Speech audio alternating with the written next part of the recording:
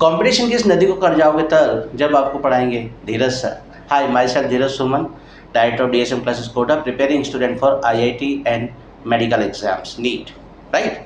और जिस तरह से अगर फिजिकल वर्क को हम लोग टूल की हेल्प से इजीली सॉल्व कर सकते हैं, उसी तरह से प्रॉपर मैथमेटिक टूल यूज़ करके फिजिक्स की कोई भी प्रॉब्लम जो हमारे एंट्रेंस एग्जाम में आती है उसको हम लोग इजीली सॉल्व कर सकते हैं। और अभी इसी मैथमेटिक टूल की सीरीज़ में हमारा चल रहा है इंटीग्रेशन, और इंटीग्रेशन में इस टाइम पे अभी हमारा चल रहा है इनडेफिनिट इंटीग्रेशन। तो इसी को कंटिन्यू हम लोग आगे करते हैं, ठीक है। चलिए स्टार्ट करते हैं। अभी जैसे मान लीजिए अब आपके पास आ गया कि integration of sine square x dx या integration of cos square x dx। तो इस तरह की जो इंटीग्रेशन होती है इसका कभी भी डायरेक्ट इंटीग्रेशन नहीं हो सकता। अब इसको सॉल्व कैसे करते हैं? देखिए, आपने एक फॉर्मूला पढ़ा है cos 2x का, ये मैंने आपको पढ़ाया हुआ है। इसमें पढ़ाया हुआ है आपको फॉर्मूला, एक तो पढ़ाया है मैंने आपको 2 cos स्क्वायर x माइनस 1, दूसरा पढ़ा है मैंने आपको 1 माइनस 2 साइन स्क्वायर एक्स, ठीक है। और इसके अलावा दो फॉर्मूले और हैं, एक तो है आपका cos square x minus sign square x, और एक है 1 minus ten square x over 1 plus ten square x, ठीक है। ये बात समझ में आ गई। बट फिलहाल अभी हमारे इन दो फॉर्मूले का यूज़ है। अब इनका यूज़ हम लोग कैसे करेंगे इसको मैं आपको समझाता हूँ। देखिए क्या है, पहले मैं इसको रब कर देता हूँ। अभी आप ये देखिए, जैसे कि मैंने आपसे क्या कहा कि cos 2x का मेरा फॉर्मूला क्या है, अगर साइन के टर्म में देखो तो 1 माइनस 2 साइन स्क्वायर एक्स, ठीक है। अब यहाँ से अगर मैं साइन स्क्वायर एक्स निकालना चाहता हूँ उसको मैं क्या लिखूँगा, इसको इधर शिफ्ट करूँगा, इसको इधर शिफ्ट करूँगा, यानी कि 2 sine square X equal to 1 minus cos 2x।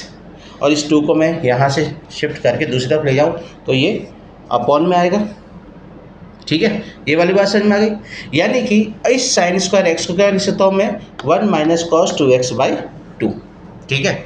अब इस चीज़ को हम लोग यहाँ ले रहे हैं, तो साइन स्क्वायर एक्स को मैंने लिखा 1 minus cos 2x by 2 dx। इसका हमें इंटीग्रेशन करना है, ठीक है।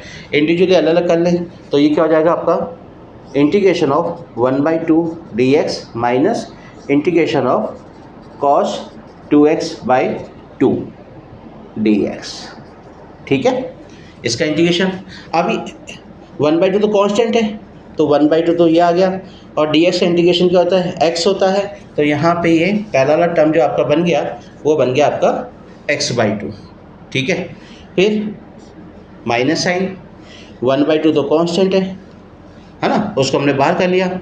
cos 2x का इंटीग्रेशन क्या होता है, साइन 2x, और 2x का डिफरेंशिएशन 2 जो अपॉन में यहाँ लग जाएगा प्लस c, यानी कि क्या हो गया ये x/2 minus 1/4 sign 2x plus c।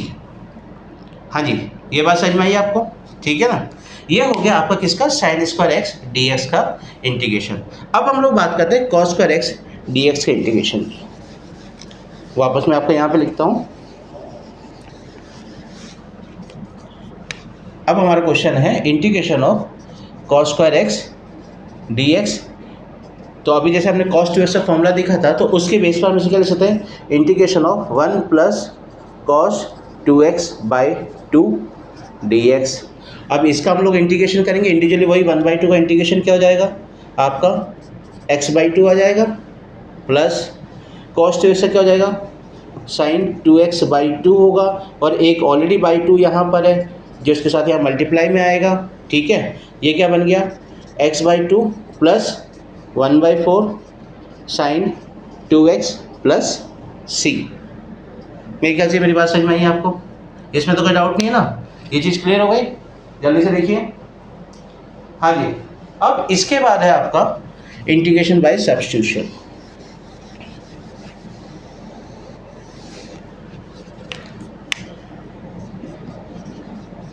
Integration by substitution, अब इंटीग्रेशन बाय सब्स्टिट्यूशन क्या चीज़ होती है? अब इंटीग्रेशन बाय सब्स्टिट्यूशन में हम लोग बात करते हैं, जैसे सपोज करिए आपका क्वेश्चन है इंटीग्रेशन ऑफ x + 2 की पावर 5 dx, ठीक है। अब इसमें हम क्या करते हैं कि जो ये x + 2 वाला जो टर्म है ना आपका, इसको हम लोग t मान लेते हैं, यानी कि लेट x + 2 = t, ठीक है। अब x + 2 को t माना, अब डिफरेंशिएट बोथ साइड करें, इस साइड x के रेस्पेक्ट में करेंगे, इस साइड t के रेस्पेक्ट में करेंगे। जब इसको x के रेस्पेक्ट में करेंगे तो क्या होगा, x का तो 1 हो जाएगा और इसका कांस्टेंट का 0 हो जाएगा, तो 1 किसके रेस्पेक्ट में, x के रेस्पेक्ट में, इसलिए dx = t का क्या हो जाएगा 1 किसके रेस्पेक्ट में, t के रेस्पेक्ट में, dt, यानी कि dx = dt हो गया, ठीक है। अब क्या किया इंटीग्रेशन, अभी x + 2 को तो मैंने t माना था, यानी कि t की पावर 5 और dx की जगह पर लिखूंगा मैं dt। अब इसका इंटीग्रेशन करूंगा तो क्या हो जाएगा, t की पावर 5 + 1 दैट इज t की power 6 upon 5 + 1 that is 6 plus c। अभी t मैंने किसको माना था, x + 2 को, तो x + 2 की पावर 6/6 प्लस c, ये मेरा फाइनल आंसर हो गया। बात समझ में आई? इसमें कोई डाउट है क्या किसी को? नहीं? आगे बढ़ूं? चलो अगला क्वेश्चन है मेरा, √1 + y² 2y dy, ठीक है। अब इस केस में क्या है, जो ये वाला जो पार्ट है ना 1 + y², अपन इसको t मान लेते हैं, लेट 1 + y² = t। 1 का तो डिफरेंशिएशन 0, y² का क्या हो जाएगा 2y किसके रेस्पेक्ट में, dy, t का 1 किसके रेस्पेक्ट में, t के रेस्पेक्ट dt, तो dy = 1/2y dt। यहाँ तो बात समझ में आ गई? चलिए अब क्योंकि 1 + y² को मैंने t माना था तो ये √t हो गया, ठीक है। 2y as it is, dy की जगह पर क्या लिखूंगा 1/2y dt, यानी कि dt/2y। अब ये 2y से 2y तो गया आपका, बचा क्या, बचा आपका इंटीग्रेशन √t dt, यानी कि t की पावर ½ dt, और इसका हमें करना है इंटीग्रेशन, ठीक है। इंटीग्रेशन हमें करना है, अब इंटीग्रेशन करना है तो t की पावर क्या हो जाएगी, ½ + 1 अपॉन ½ + 1 प्लस c, यानी कि t की पावर 3/2 अपॉन 3/2 प्लस c, या 2/3 की पावर 2/3 इंटू t की पावर 3/2 प्लस c, और भी से 2/3, t क्या था हमारा 1 + y², 1 + y² की पावर 3/2 प्लस c। ये मेरी बात समझ में आई आपको? इसमें कोई डाउट तो नहीं है? एक और क्वेश्चन लेते हैं, चलो।